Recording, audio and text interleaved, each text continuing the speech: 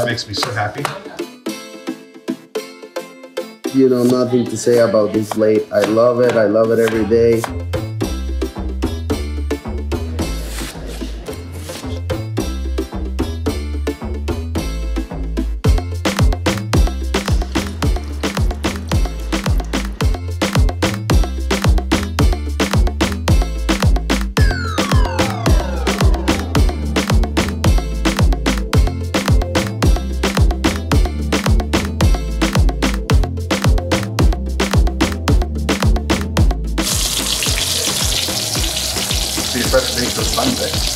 These ones are made by us at work, so simply, and we've got some ribs and some beef fat from the rib.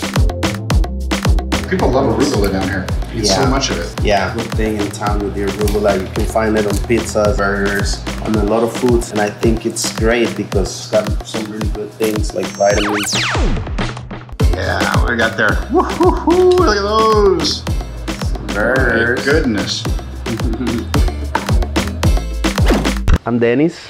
I'm originally from San Jose, but I've been living in Nosara for about 10 years. I came in 2012, been a whole journey. Well, when I first moved here, I remember that it was in the middle of the season. We had really marked up seasons back then. It was like either the high season or the low season. Back then, when I came, if you didn't have your job at the beginning of the season, it was hard to get. I was decided to stay, and so with a friend, I started living with him. He said that I told him I knew how to cook. He was like, why we don't do something with that? And we started making burgers. We would do food 3 times a week, selling burgers, sometimes selling chimichangas, sometimes selling sandwiches.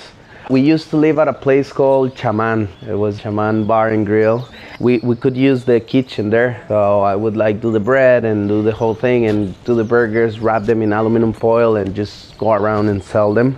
And like that, I lived for like 6 months until one day I was passing through and I saw some guys for the next season, they were gonna open a restaurant. I asked them for a job. I gave them like my backgrounds and they were like pretty excited and they took me into the team. I worked for a season being a cook. From my perspective, it was a good restaurant. We were always full. We had lines of people. This was in Guion as well. Back then, you didn't see that often. Now, there's a lot of places and they all get full. But back then, I can mention like really good place to eat, as we were talking before about Cajasol. Yeah. About Cajasol, yeah, my friend Jorge, if you see this, I love you, man. There was good food there. I love the fish nachos there. There was other places like Diguana, which was the people from El Chivo. They had like always the good tacos on Tuesday. They had like the good nights, music. Back then there was a specific places for each day of the week. I worked with them and then I started like making friends, getting into my friends, the owner, into his head a little bit. He's a chef, he's a great chef. His name is Joseph and I love him a lot. And sharing with him a little bit of my ideas and we end up like putting a couple of plates in the specials menu. They would sold out like this. They got up to the peak and then they decided to close it because it was a lot of work, a lot of stress. They were a couple. He was like, I know a lot of people in town that could get you into the private chef business. I worked like that for a few years. I ended up at my current job, which is Serve Simply. Through the journey, I've had the advice of great people there, the dream job, a really nice company. But before I get into that, I'd like to tell you guys a little bit of my backgrounds. I feel like I've been attached to the kitchen since I was very little. My dad loved food, as he also loved beer. I remember him taking as activity, go have a beer, talk to friends here and there. You know that when people is having a beer, there's always food. So my dad would take us to different best spots where you could eat. I'm telling you, when I was like 6 or 7 years old, that I lived with my dad. Let's say like the Mercado of San Jose, which is like the big market in the middle of San Jose. Or in Heredia. In Heredia you can find another one. There we used to eat all the time. My dad used to take me to eat like the Mexican tacos, like the first version of Mexican tacos in Costa Rica when I was like 7 years old. Back then in San Jose, they have like the spot where you can find the best ceviches and the best soup. Like walk a little bit and you find like the best spot for olla de carne, which is like the meat soup. or go around and find gallos, which gallos are like what Mexicans call tacos. You know, like you put in a gallo, you can make it with chorizo, you can make it with salchichon, you can make it with fried cheese, with torta de huevo, which is like beaten egg. You can find it with chicken, with pork, with beef. Anything that goes in a tortilla for us is called a gallo. So you can find those, you can find the good tamales, you can find a lot of different foods. Since I was a little kid, my head started to understand flavors, and the flavors were attached to moments. So that's probably why that stayed in my mind. Since I was 6 years old, I was already eating ceviche, and I was already eating beans with pork, and all of those things that maybe most of the kids won't eat because they're not used to it. I started eating hot sauce when I was like 9 or 10 years old. I remember also my mom taking me to my grandma's house in the countryside of Costa Rica and wake up smelling the tortillas and the gallo pinto. And the nights, like all the family gathering, like cooking meat in the grill, doing all of these things that marked up your life. Even though to these days, my family, like when we get together, where are we going to eat? And so I think that a characteristic from the gathering of my family is food. You know, we gather to go eat. We love eating. And there's like some really good cooks in my family. My brother cooks great. My younger brother, he goes cook with me sometimes. We cook at home and he loves it. And my dad was a sous chef at a restaurant in New York for many years. I started skipping school to go into the kitchen where my dad was working. I got a job there. I felt more comfortable in the kitchen playing with knives and playing with spatulas and doing other things that I felt in the school. Getting to that kitchen, I remember my brother worked at the salad and the dessert station. He would be like, please do this for me, please do that for me. At a point where I felt so excited of filling up his station that he was like, can you keep coming like every week, you know, like doing my job while I take it easier over here and watch Smart you. Brother. But for me it was exciting. For me it was love. For me it was to be able to cut like the perfect slice of bread, or to like put the chocolate just in a perfect and clean manner in the plate that dessert would just look like the dessert on the manual. Those things were really exciting for me, and I would always go around. As soon as the kitchen closed, I would get into the line and be like to the line cooks, can you give me some food? And they would be like, so boring. Well, can I make it myself? I'll make it myself. And then I started playing with things, learning how not to overcook things. I worked for different restaurants there. This was in New York. Then I got an offer for a job that was the job that completely twisted my world, totally changed my mind. I never thought I would get into the busiest place in my career. It used to sit 2,000 to 3,000 people a day. The place is called Fiorelos, Café Fiorelos, and it's right in front of a theater in New York. I have it in my arm. I have the main entrance started in my arm. Like, this is the main door of the place. And I decided to put it in my arm because honestly, this whole arm, it describes my story. You know, it's a tattoo that a friend of mine made it. He was learning, but I decided to let him do it because for me, another experience. It was a moment that I shared with that person. It was like he decided to do this for me as a story. I wanted to have like my story tatted in my arm. It was a nice moment. We did it, and now it means a lot. It makes me remember my story, my life, makes me remember the moment with a friend. And basically the story that tells is like, you know, how our ancient people started cooking with clay pots, and spoons was probably like the best utensils that were used, and then ingredients like cacao, like corn, like guanabana that is native in our diets and ways of cooking. And then, you know, like our people came from different parts of the world, like bringing stuff like onions, like garlic, and bringing utensils. We had the coffee as well. I got to this place where everything changed. I'm in the shore and I live like, I have the fish, which is my favorite one.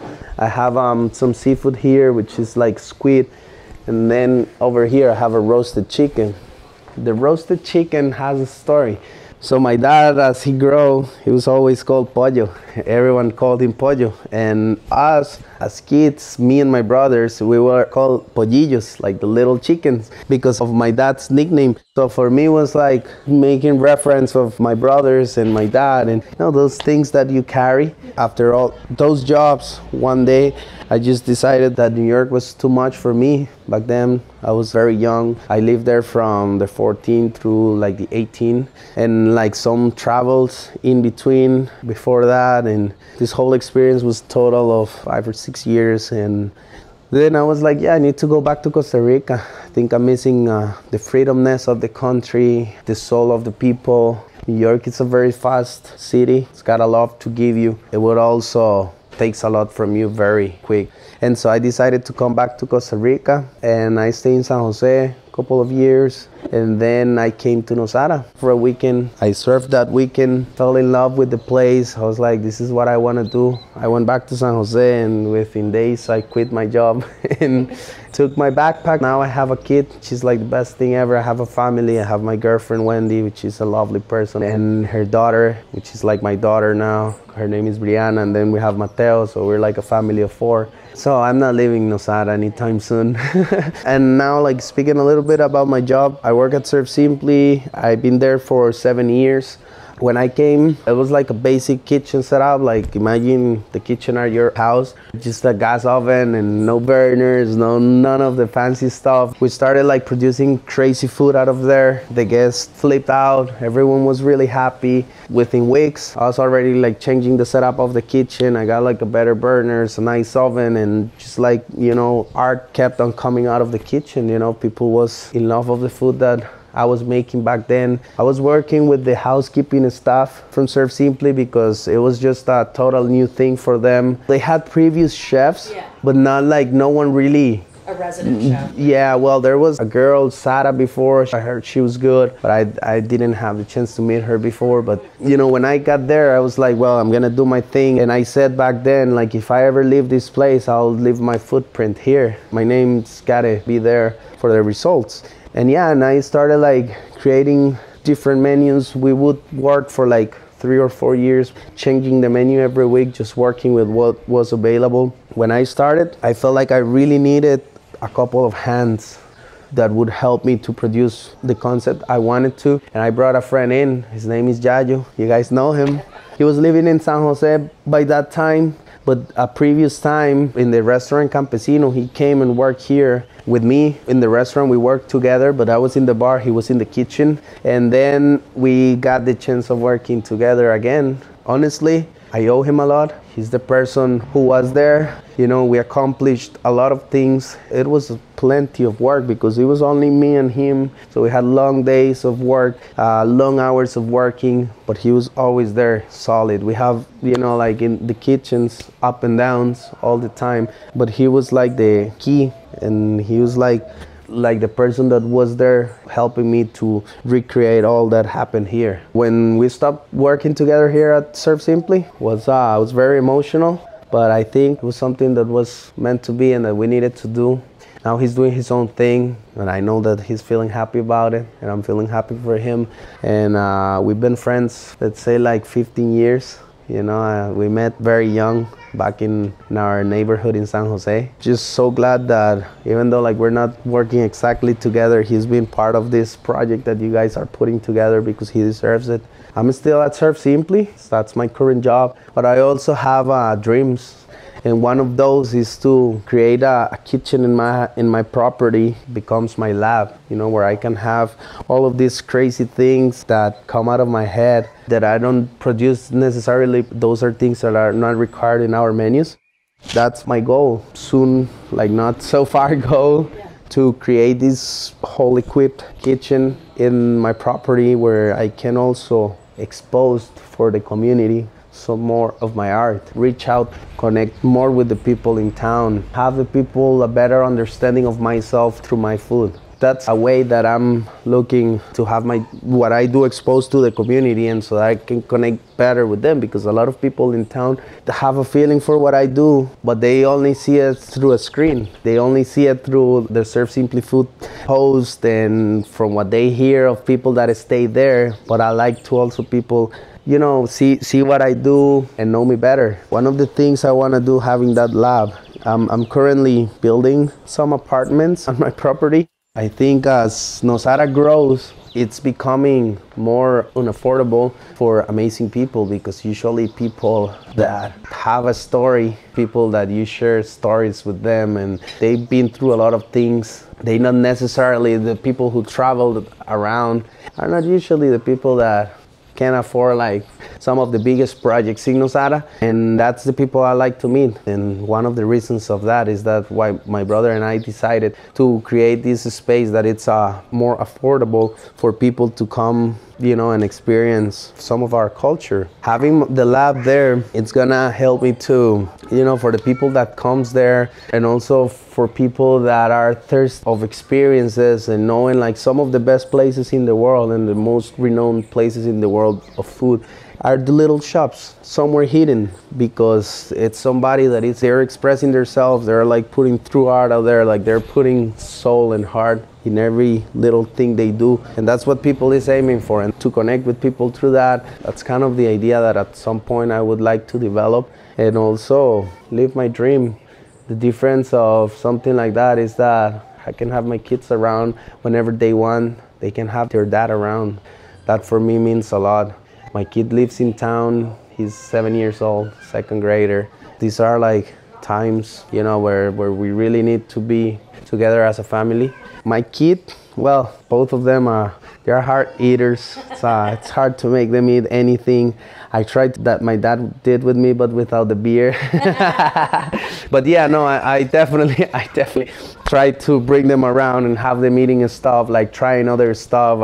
My kid is awesome. He's awesome. The other day we went having lunch at La Barra, and so he ate all the meat in the casado and the rice, but the vegetables and the salad were there. So I was like, well, we're not gonna move away from here until you're done with it. He's like, Daddy, I'm done, all of a sudden, right? And I was like, well, that was fast. I went paying, and when I came back, and then I started like going around the food, and all the vegetables are heating under the salad and the rice. And so it's hard to make them eat some things, but I do take them around. I like to take them and tell them, well, here you buy the good ceviche, or we go to the beach and make holes in the sand and put wood, a little grill, and I literally sit there to grill some food for them. They go play in the ocean, they come back, and burgers.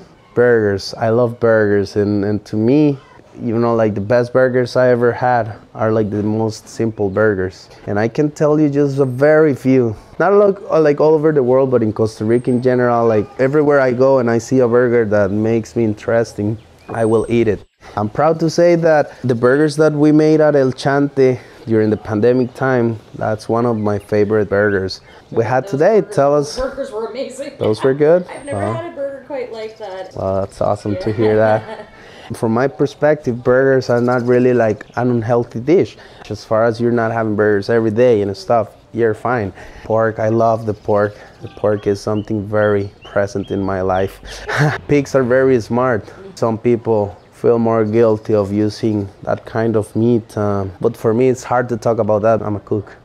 Maybe as sustainable as possible, but that's the farthest I can go, because I love cooking vegetables, and I'm consider myself very, very good like cooking vegan food due to my job, because in my job I started getting trained to every week have a vegan or a vegetarian or a gluten-free. Some of my desserts that are vegan, gluten-free, dairy-free are one of the best desserts that people have had. And even though all of those restrictions, because I really take the time to understand the dessert. I want to make the textures, the flavors, the up and down on salt and sugar, all of those things I'd really try to study before creating the recipe.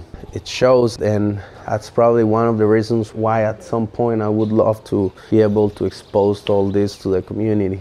It's growing fast, 10 years, and I feel like this whole crazy movement 5-6 years ago, when you started seeing like, wow, it's growing, like it's growing. You see building all over, like a lot of restaurants, a lot of chefs come and go in town, good chefs, regular chefs, and different menus, like great menus, regular menus, you know, a little bit of everything.